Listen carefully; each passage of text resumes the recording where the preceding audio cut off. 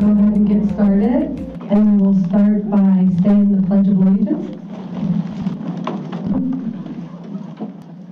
I pledge allegiance to the flag of the United States of America and to the republic for which it stands, one nation, under God, indivisible, with liberty and justice for all. Do I have any volunteers to say the evening prayer? Evening prayer, anyone? I do not want to leave this on me, okay?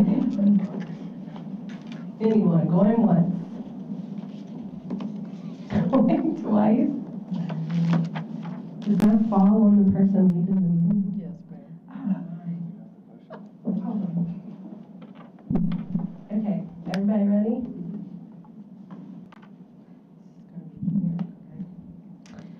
Okay, Lord, thank you for this moment. Please cover us with guidance, help us with steady hearts, remind us that all that we do is for the will of Union County. Give us strength, wisdom, and grace. In Jesus' name, amen. Okay, I can say that's at first. Can we have a motion to adopt? To review the minutes from the last meeting. Motion. Do we have a second? Second. Okay.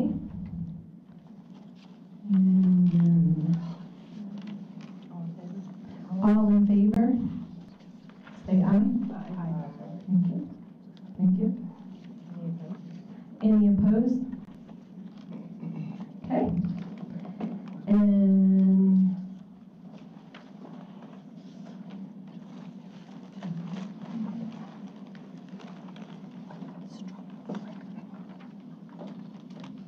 Need a motion to approve the agenda. okay.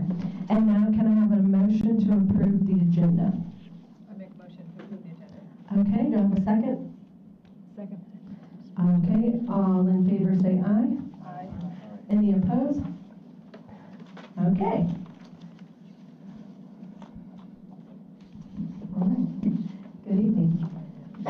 So tonight for the Executive Director's Report, I would like to review with you all the process for Consolidated Human Services Board applications and ask you all to consider what we are proposing and then either approve it or make suggestions for us to make edits, and then when we come back to you with the rules and procedures in January, we'll incorporate this. But so currently, all of the applications that come to the Human Services Board are added to the next month's agenda. And once they're received by us during that meeting, you all review them and discuss them and determine whether or not to conduct interviews. In the last year and a half or 2 years, we've pretty much made the decision to consistently conduct interviews. And listening to your feedback, it seems that it makes the most sense, regardless of whether there are multiple candidates for a position or not, for there to be at least a couple of questions to be asked of each candidate. And so we wanted to bring something formal to y'all so that we could maybe put that into place. So I'll just read to you what we're proposing, and then you let us know what your feedback is. So to ensure a more consistent and timely process, we would like to propose the following approach, and that is when applications are received for an open or vacant position, the Human Services Board Chair will email the Human Services Board with the applicant information for vacancies.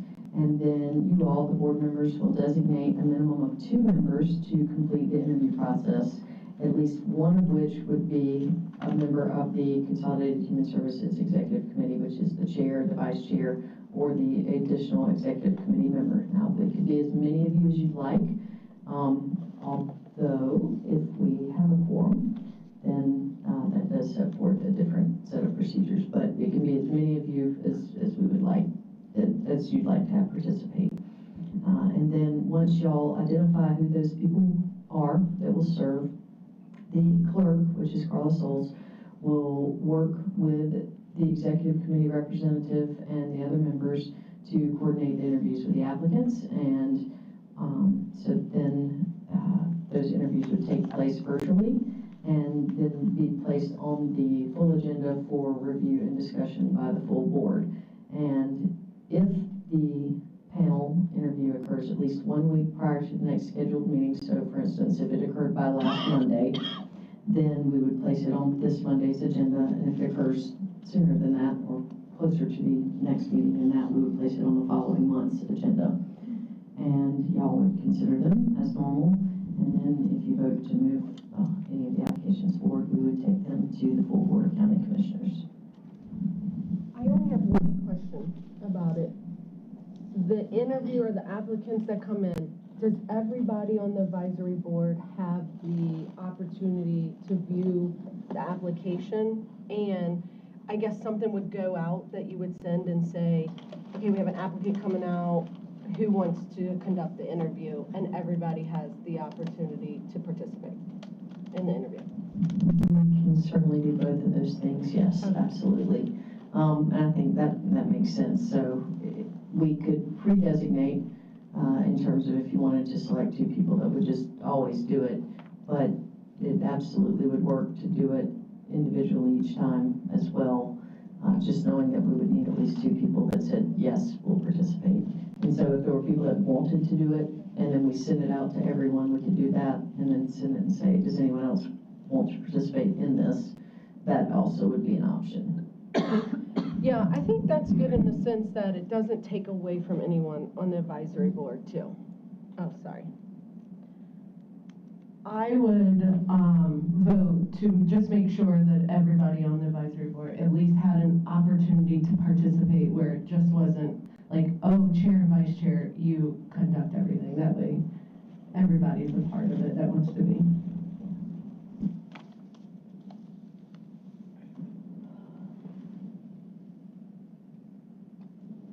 Do you guys have any other thoughts about the process?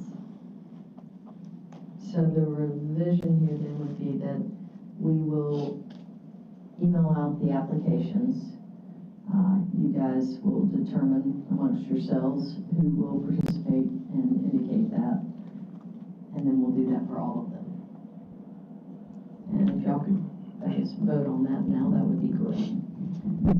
Can I get a motion to approve the application process? Motion. Can I get a second? Okay, motion, all in favor say aye. Aye. All opposed? Okay, motion passed. Excellent, thank you all. Tracy, I think you are next with the Delta Dental Foundation. You can support our grant application to the Delta Dental Foundation for a grant of up to $5,000 to support community dental care for children through their Smiles for Kids grant program. The Public Health Dental Clinic in Union County is requesting approval to apply for these funds to support and expand our dental care services for children who have financial challenges, and so that they can receive the necessary care. We would anticipate with these funds to serve approximately 25 to 30 children with the funding. So it's very worthwhile. Any questions that I can answer? Why wouldn't you do it? It's a good question. It's a good question. We have applied for the grant funds a number of times and always received it. So it's been very beneficial to our dental clinic in the past, and we hope it will continue to be. So this will then go to the Board of County Commissioners for review and approval to apply and receive the funds. Any other questions?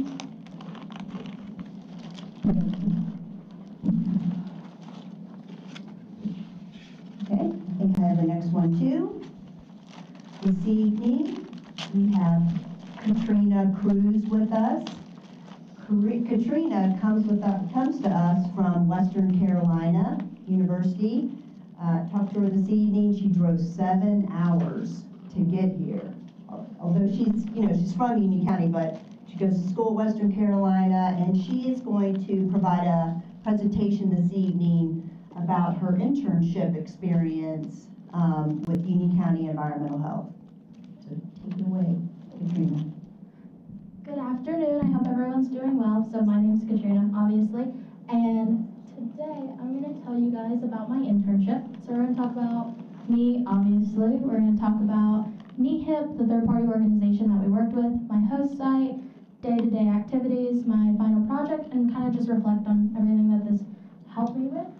So, about me, I'm Katrina Cruz, which you've heard like a million times already. I go to Western Carolina. It's a great mountain college. It's about 4 hours from here. I'm double majored in environmental health and bio. The WCU's environmental health program is really extensive. It's actually one of the best in the nation, and they work a lot with having us work in the community. And one way they do this is by requiring that we do a 400-hour internship. So I reached out to NEHA, which stands for National Environmental Health Association. A lot of people have probably heard of NEHA before. It works with not only students but scholars. I've worked with them previously. I'm one of the 5 national scholarship winners. So I was really happy to work with them again. They have a private sector that's called NEHIP, and it only focuses on internships. I reached out to them because they have a bunch of different opportunities. You can do online, in person, hybrid, and they can send you like across the country. I knew that I wanted to be near home because of prior commitments, and then I also knew that I wanted an in-person internship. The only problem is that there wasn't one near me. So we reached out to Union County Health Department, and it was so great. They agreed to host me. I was so happy.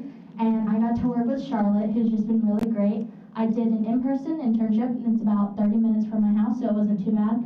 I got to work with Charlotte a lot of hands-on activities. I had discussed with her during the interview process that I wasn't really sure what I wanted to do in environmental health yet.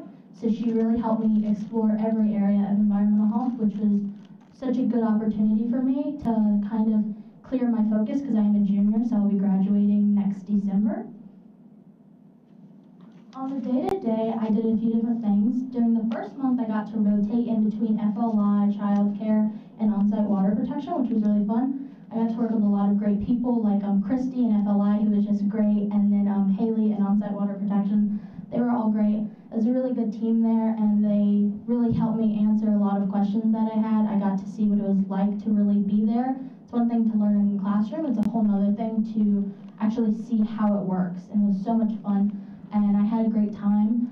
I also worked on the mosquito control webpage. During the interview process, I had talked to Charlotte, and she really wanted to start a vector education program, which I think is great. I work in vectors next semester, so I'm really excited about that.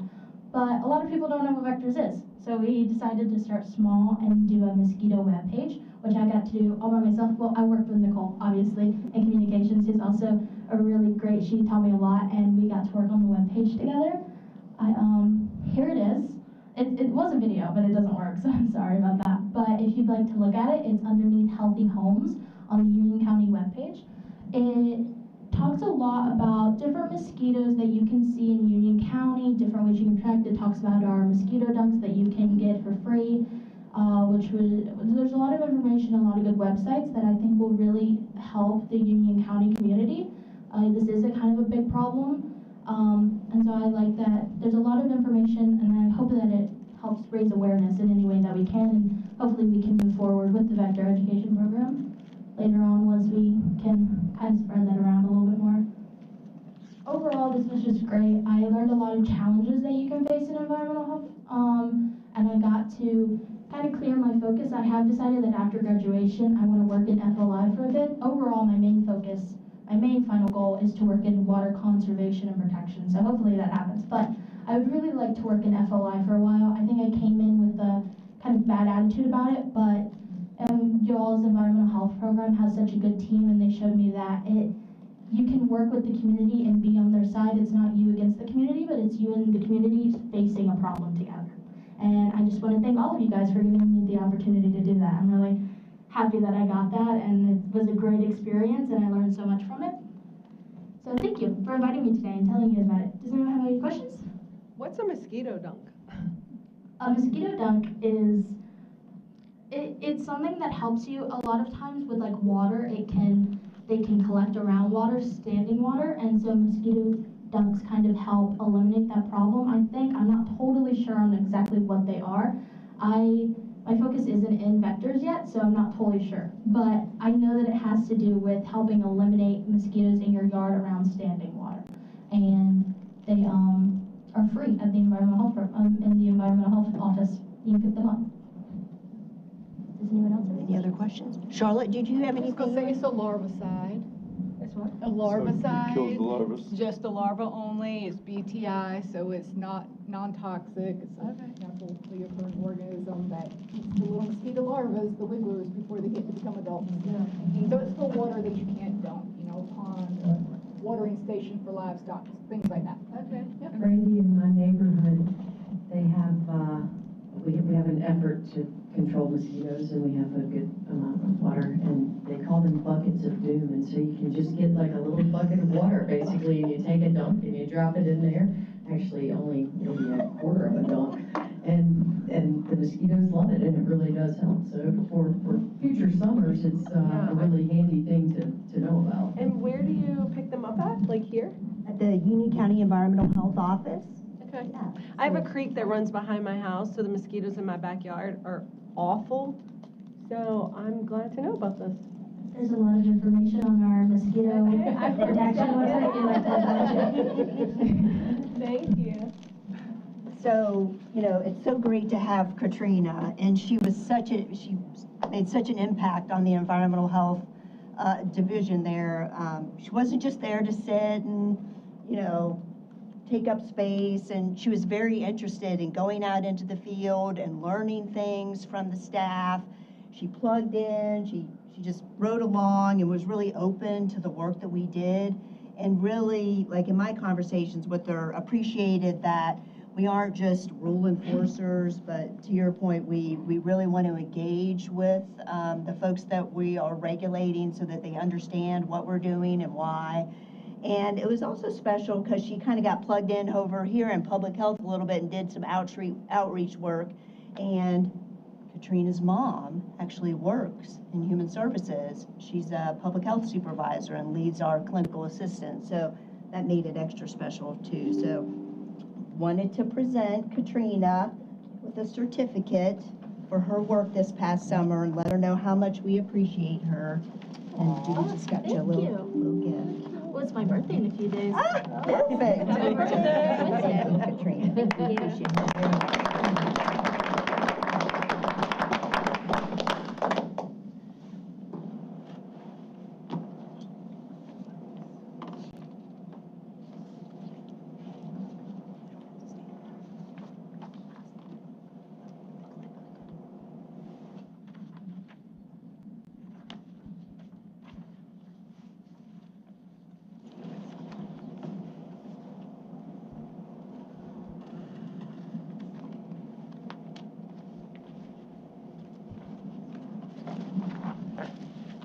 Hi, good evening, everyone. My name is Michelle Marcano. I'm the Director of Veteran Services.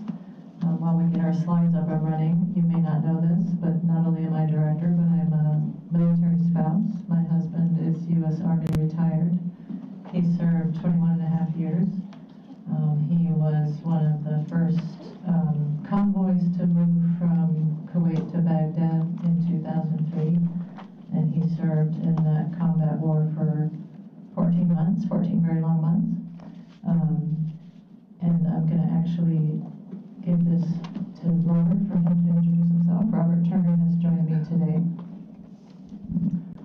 Well, good evening. For most of you that don't know me, I am Robert Turner. I am one of the Veteran Services Officers for Union County. I'm accredited with the North Carolina Department. This is going to get kind of long.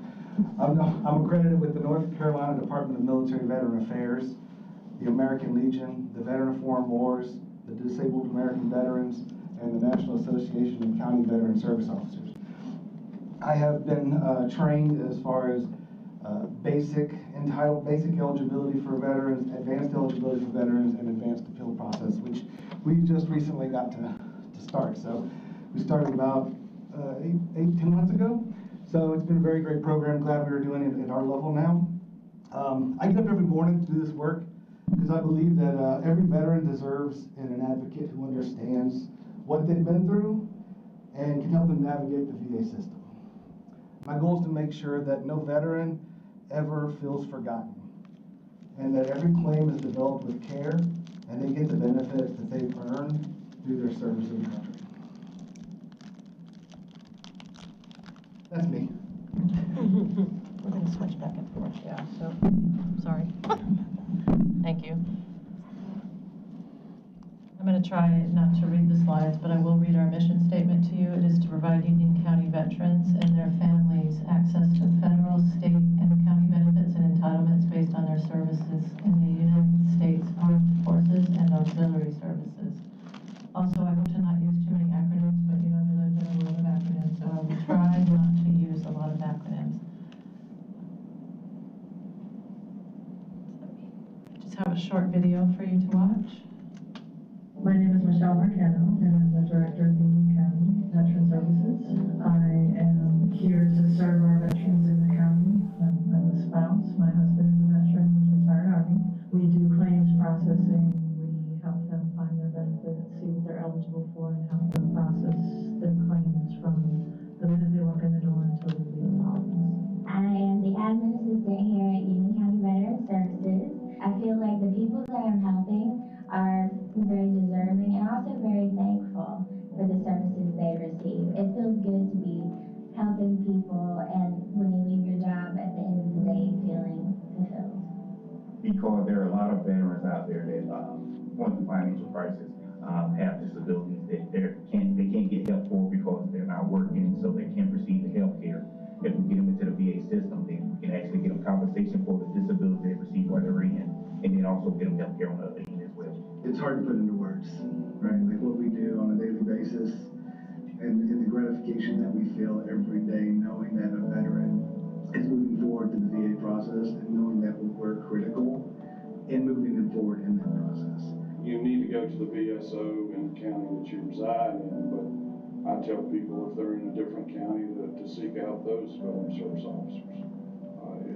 It's a huge asset that a lot of veterans don't take advantage of. We are here to help them with their claims, answer their questions, help maneuver through the process. We're here in Union County and love the veterans. They're so sweet and so caring, and they're so thankful to have us here to help them with the process because it's such a difficult process to maneuver.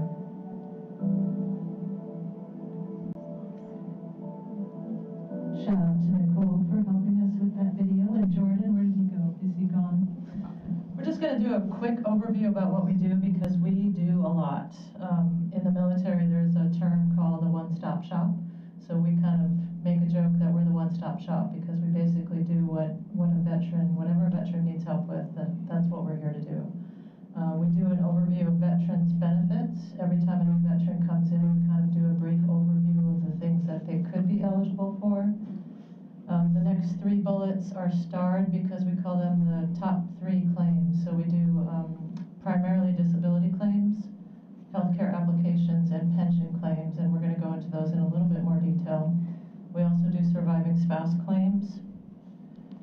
We help retired military and their spouses, which is an entire different set of government agencies that we help with. We have to know about TRICARE, how they get their ID cards renewed, Defense Finance Accounting Service, which is the agency that handles retired military pay. We work with the veteran from the minute they come in our door until they pass away, and then when they pass away, we also help their spouses. So we help with the burial arrangements. If they weren't presented a flag at the service, we present the flag to them. We help them order their marker. We had one instance where a veteran had completed suicide and the family wasn't ready to receive the flag at the service, so we had that in our office. That was quite a humbling and sad experience. So I wish that everyone could come work in our office with us for just an hour or a day if you can spare it to see everything that we do. The education claims we don't do a lot of anymore because the VA is pushing digital, and most of the veterans that exit the military now do their education claims online. We are one of few counties in North Carolina that provide transportation to and from the VA clinics and their VA-approved civilian care appointments, and that is all county funded. Teresa Torres from Union County Transportation helps us with that. We have an internal contract, and they ride the van, but they make the appointment through us so that we can verify their veteran status, and it's free of charge to the veteran. We're also very closely knitted with the community agencies here in Union County. We refer to them constantly and consistently, hopefully to make sure that we are that one-stop shop. So if we don't know the answer to the question, we're going to find you someone that can help you.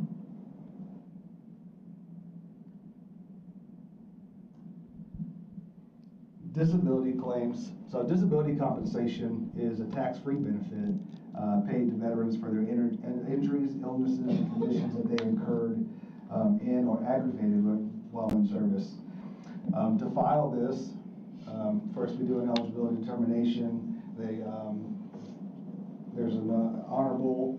They can be other than honorable as well, and the VA will make a decision to determine if it's honorable for VA purposes, which can be a great benefit for veterans. But they need to come see us. We'll fill out the claim form. We'll get a copy of their DD-214. We'll make sure they have supporting medical evidence, which is critical to make sure they have a complete claim. As we said, we can't guarantee a successful claim, but I can guarantee that a complete claim is going to go up, and we're going to give you the best foot forward. And yet they can receive benefits. So if they're service connected, which means somebody who jumped out of planes has a knee injury, has arthritis, the VA says, yep, jumping out of planes caused that, then they could be eligible for additional benefits.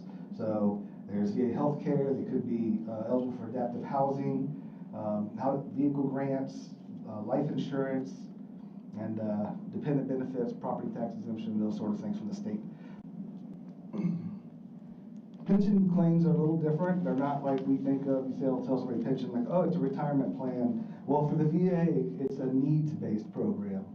It's for wartime veterans, and wartime meaning they had to serve during the period. They didn't actually have to deploy. So there's permanently and totally disabled qualify. So if they're through Social Security, they're receiving DVI, SSDI, then they'll may be eligible for pension program from the initial start. And then 65 or older is the second or criteria, not an and criteria. The spouses can also apply in the event of the passing of the veteran. A lot of times these benefits are used when they're admitted into long-term care facilities, where it eats up the most of their finances, if not all. Then they'll be eligible for this program as long as they meet the criteria, and that can provide up to $2,000 a month extra for them to pay their bills and pay for care. And this do take about 8 to 12 months. I've had one actually, I don't brag on myself a little bit, but I had one come back in one day. Something more that's come back in a few days, in a week. But typically they're going to take 6 to 12 months. That's the main points for VA pension claims. Again, not retirement, a needs-based program. Surviving spouse claims, which are probably one of our most difficult claims to do. As a veteran dies and the spouse comes in to apply for benefits, they're already going through so much with everything that's going on, the other organizations they're trying to work with. We try to take a lot of that off of them. So we help them determine if they're eligible for DIC, which is Dependency Indemnity Compensation, which is a monthly allotment where if the veteran passed away from a service-connected condition, so Vietnam veterans, there's a lot of presumptives, but if a Vietnam veteran passes away from diabetes, if it was a contributing factor, then the spouse would be eligible for DIC, which currently right now is 16 and some change a month. So that's an extra bit of income that they wouldn't have had. Because when the veteran passes away, if they were 100%, they're getting over $4,000 at this point. That's a huge, huge loss in income that they're used to having. So they, one of the toughest times, but we're always glad to help, and we're so grateful that we're able to help in that capacity when it comes to that in a time where they need help. And the pension provides as well for survivors' pension. So, go ahead, sorry. So healthcare applications, my thing that I always say is, yes, disability compensation helps with the financial burden, but if we're not solving the root of the problem, then are we really doing anything for the veteran? Healthcare is the most important thing that we can give veterans, in my opinion.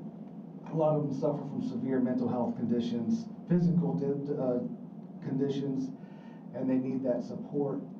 And that's what I'd like to provide people with. So healthcare for me is something I push.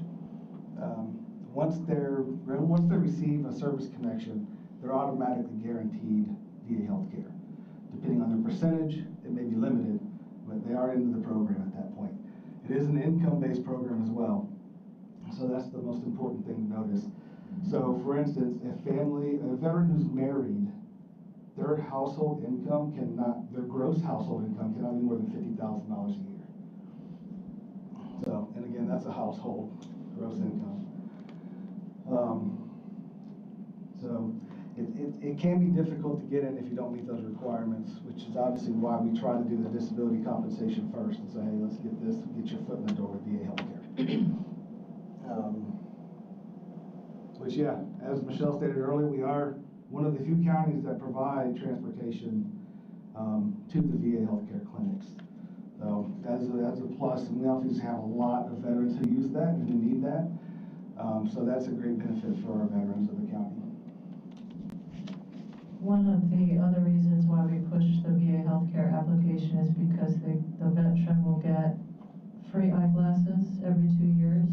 And then also if they pass their hearing test, they get free hearing aids, which are top of the line, Bluetooth compatible. They're almost $10,000 for the hearing aids. So the priority groups, which are a little bit complicated to explain, but 1 through 5 are disability ratings. 6 are special categories like POW, Purple Heart, Vietnam. 7 and 8 are the income-based. So there have been times, very, very rare, I think one time in the time that I've been here, which is 17 years, they've closed 7 and 8 for population control. That's not the right word I'm looking for, but 7 and 8 can be closed at any time, but 1 through 6 are never closed. So if 7 and 8 are closed and you're already applied and you're already in, you're grandfathered in, but they accept no new applications. That happens rarely, but it is a possibility that they can deny veterans healthcare coverage, which is a shame because when they sign up for the military, they're told they'll have healthcare for the rest of their lives, and that's changed.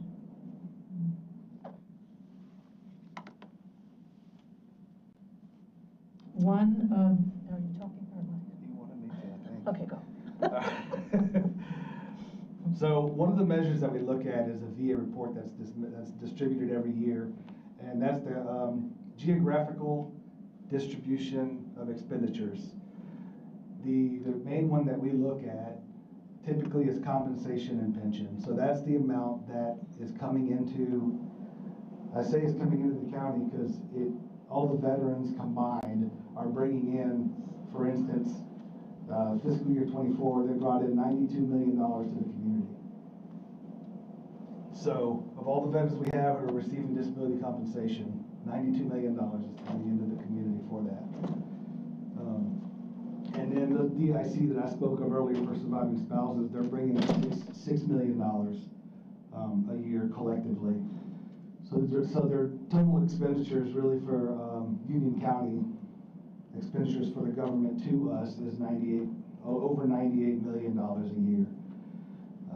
So it really helps put into perspective on what we do and why it's important, not just for the veteran, but the county as well. And the thing that I wanted to point out about this slide is that we compare ourselves with Union, Cabarrus, and Gaston. They are approximately the same size as we are as far as Veteran Service Office. We all have, all of us have 3 or 4 Veteran Service Officers and 1 director. So look at the numbers, we're all at about like 10, 11, 13, and they fluctuate a little bit. You know, Vietnam veterans are dying off. We don't help the Gulf War and the OIF, OEF veterans as much as we do the elderly.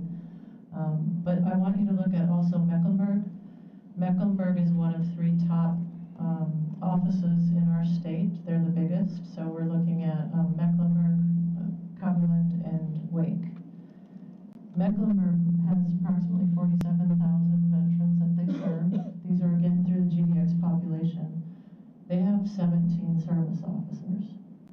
The money that we bring in Union County is more, I think, than what Mecklenburg brings Per in. capita, yes. Per capita, yeah.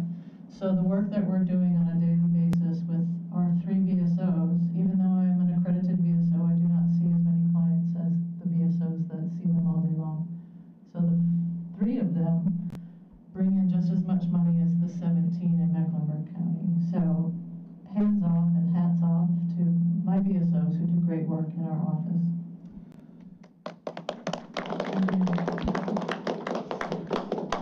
So something else that really caught my attention is that the VA gives projections of populations exactly what this is. Every other county declines in numbers while we incline. So we're increasing our numbers of veterans while other counties are decreasing the number of veterans. So I don't know if they're losing that faster. I like to think we're doing something better than they are. Of course we are. And also, it's just, you know, it's a sad statistic that the majority of clients we help right now are Vietnam veterans, and they are passing away. And so, because of the technologically advanced Gulf War era veterans, the VA considers Gulf War era from 1993 forward. They don't separate it into the different wars. They don't need our help as much.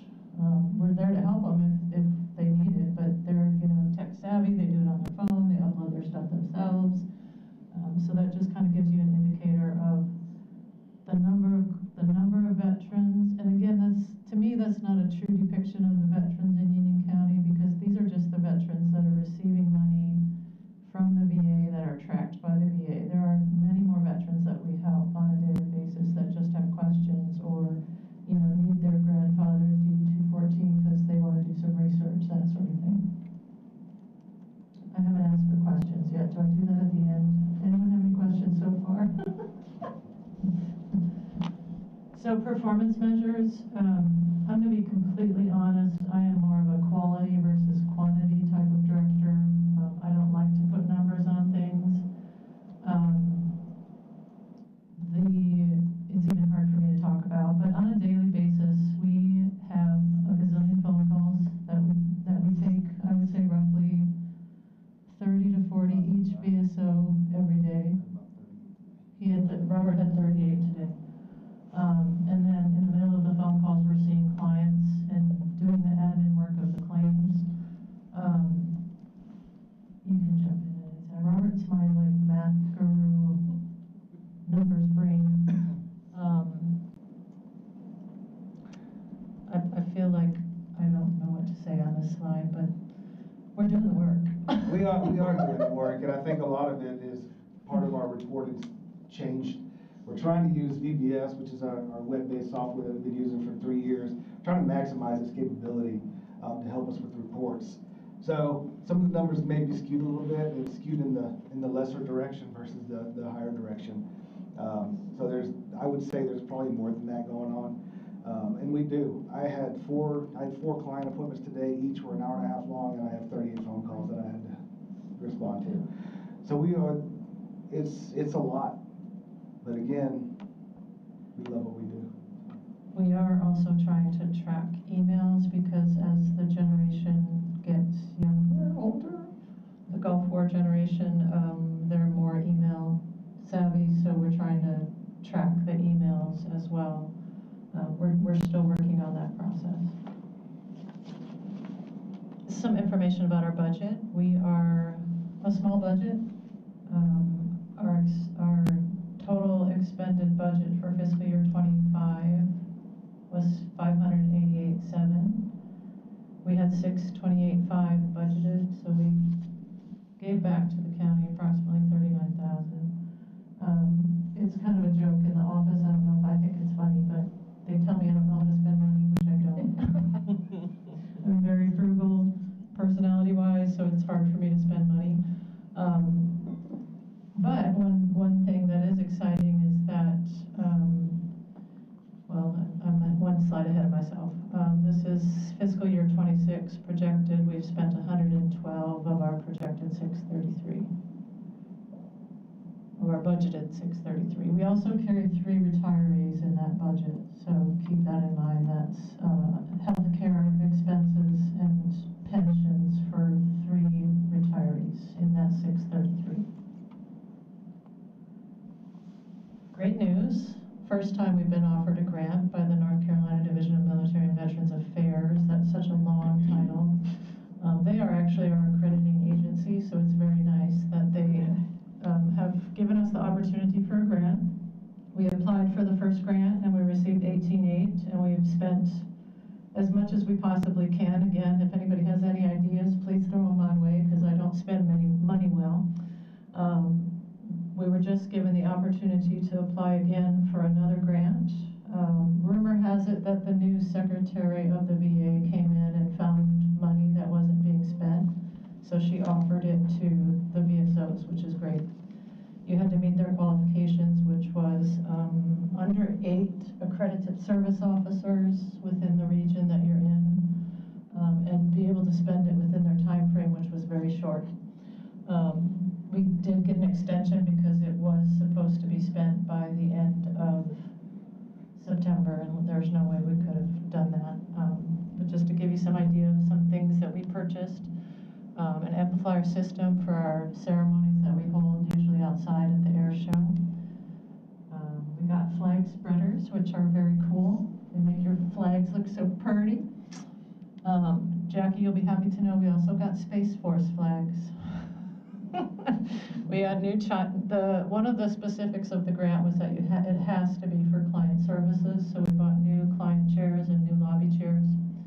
And then we got a new table expander, and there's numerous other things that we're still working on to purchase just from the first grant. Any questions so far?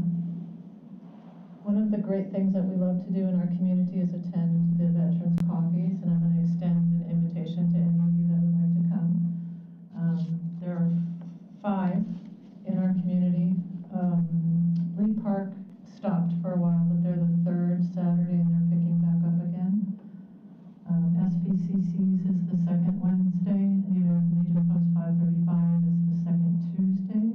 Waxhaws is the 4th Thursday, and Monroe at the Bazemore Center is the 1st Wednesday. And these all provide free breakfast, free coffee.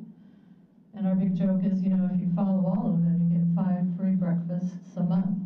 So they really love that, but more importantly, they love the camaraderie that they get because these are all like-minded people that they can connect with. And every coffee has a speaker that has something to do with the veteran community or something that's beneficial to the veteran. And as schedule permits, one of us goes to every coffee.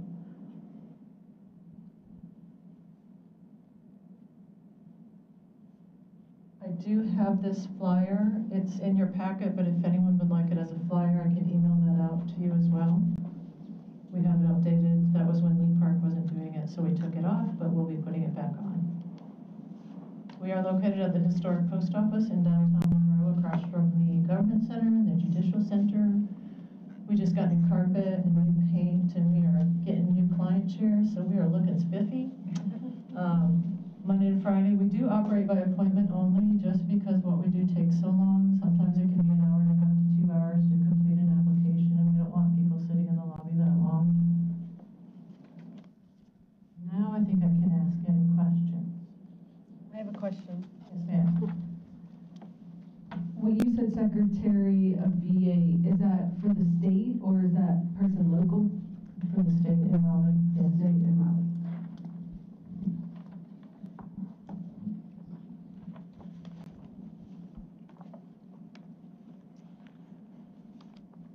Thank you very much.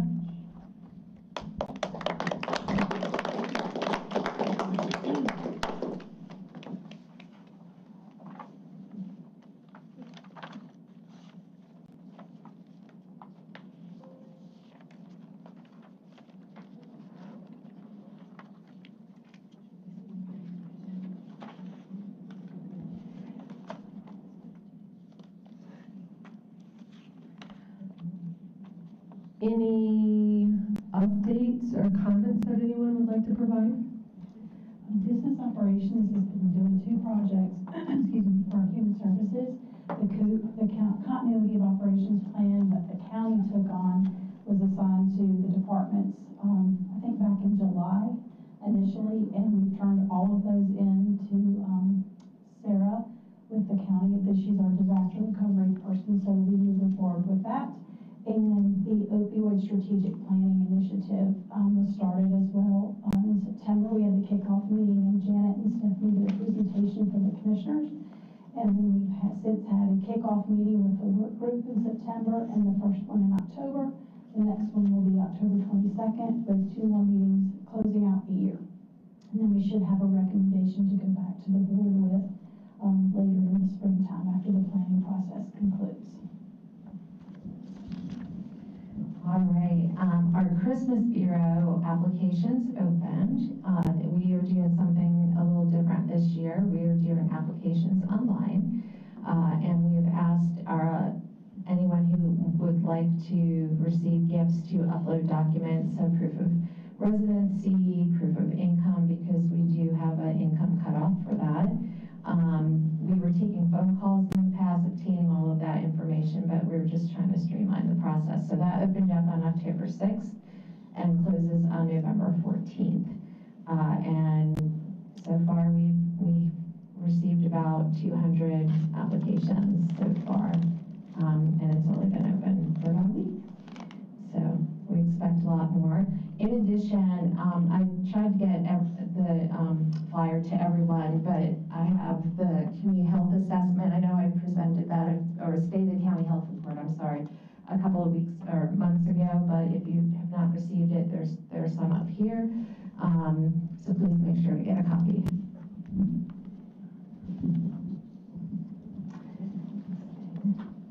So 2 things. One, for transportation, I just want to give them a shout out and give Nicole a shout out for some of the excellent work that is being done from a communications perspective.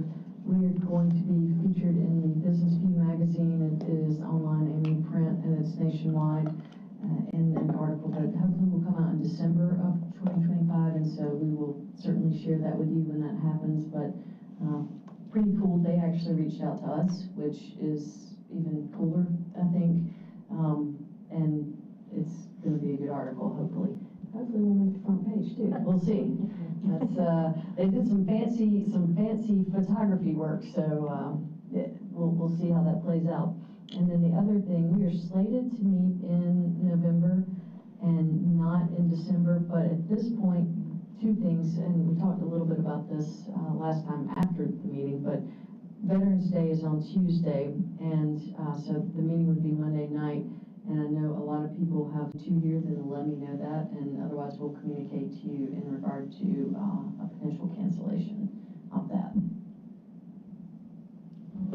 Hello everyone, I'm here for Ashley Lance, and I am going to provide updates for economic services and our social work programs. For economic services, they're gearing up for their federal marketplace to open, to have a good plan in place for the influx of applications. Medicaid and the food and nutrition programs are meeting timeliness. The call center is working wonderfully and has allowed staff to work cases. We have received notice that North Carolina food and nutrition participants will receive their October funds, but we have not heard anything regarding the coming months if the shutdown continues. There are currently no vacancies in food and nutrition, and there's 5 vacancies in Medicaid. As far as social work programs, child welfare services, the intake and assessments for child protective services, they began a statewide system called Path NC. That began on October the 6th, so that rollout began. Foster care, there was 3 vacancies in foster care last month. Those have been filled. They're waiting on their final offer letters. And currently there are 3 social worker vacancies in the Child Protective Services and Investigations Department. And 2 of those have candidates of choice. Can I just ask how she's recovering? How she's doing?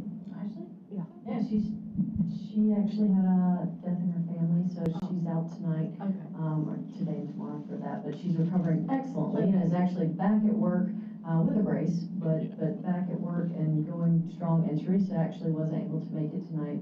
So, you all know that we've transitioned to propane for some of our vehicles, and so they're actually doing a training tonight, with the Monroe Fire to be able to help make sure that, I guess, putting out the fire or having an issue that you have to address with a vehicle that uses propane is different than gasoline, and so they're working on those processes with them, which is cool.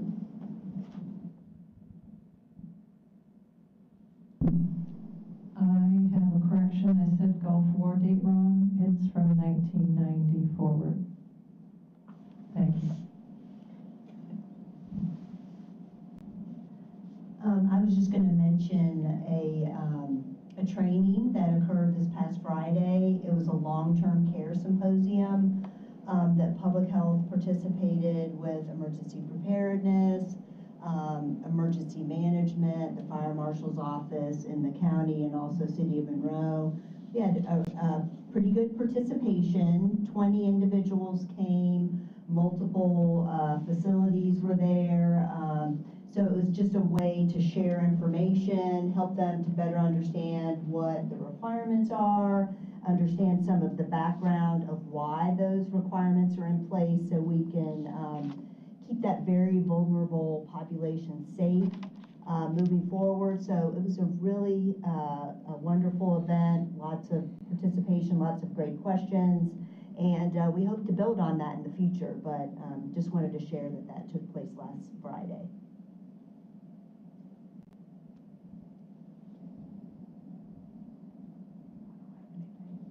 And Brady, thank you for cheering tonight. Thank you, guys. Good job. Thank you. If there's nothing further, do we have a motion to adjourn? Do we have a second? Second. All in favor? Aye. All opposed? Have a good night and the rest of the week.